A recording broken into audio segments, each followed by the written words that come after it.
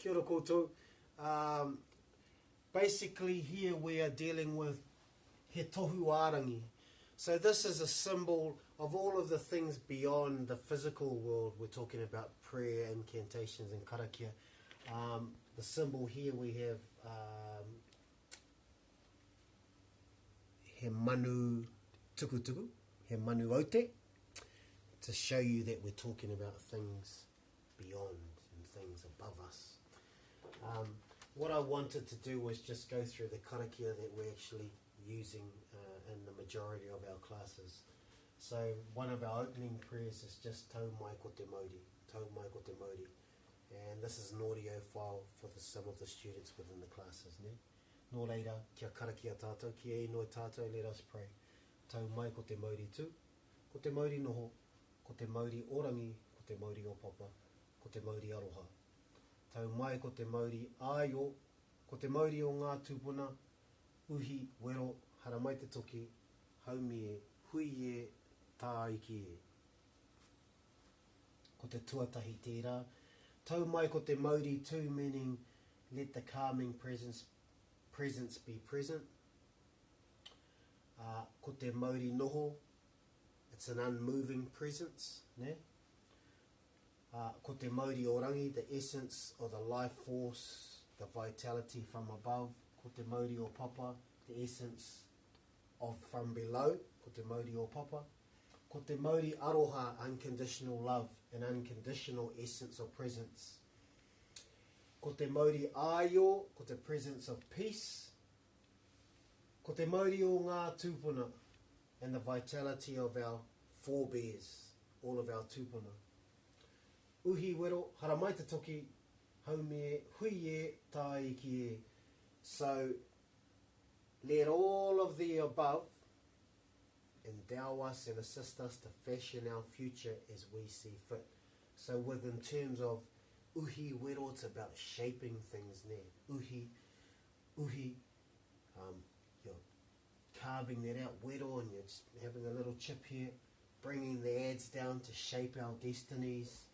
And we draw all of these things together and we affirm all of those things. Basically, that's a brief on what the opening prayer that we use here, or karakia we use.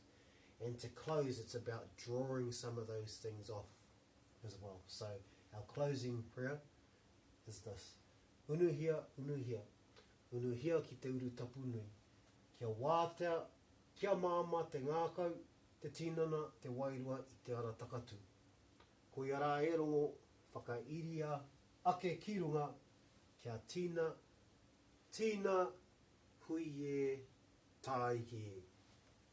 So unuhia, draw on. Draw those things out. It's like drawing or removing something there. Unuhia ki te uru tapu nui, draw on the supreme sacredness.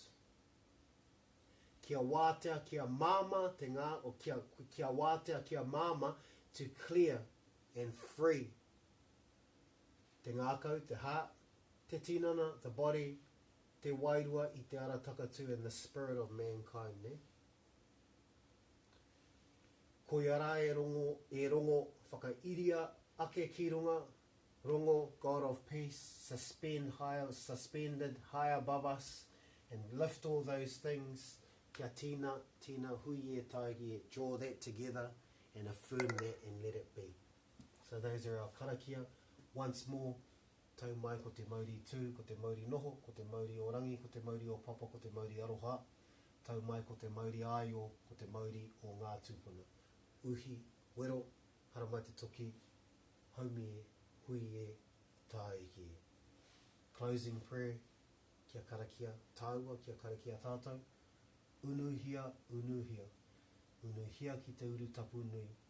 Kia wātea, kia māma, te ngākau, te tinana, te wairua i te ara takatu. Ko ia rā e rongo whakairia ake ki runga. Kia tina, hui e, tā iki e. And last but not least, we have a karakia for the food, to bless our food. So just briefly, nau mai e ngā hua, o te wao, o te ngākina, o te waitai, o te wai Māori. nā tāne, nā rongo, nā haumie, nā tangaroa, ko rangi nui e tū iho nei, ko papa tuanuku e takoto ake nei, kia tūturu whakamaua kia tīna, tīna, haumie, huie, tāikie.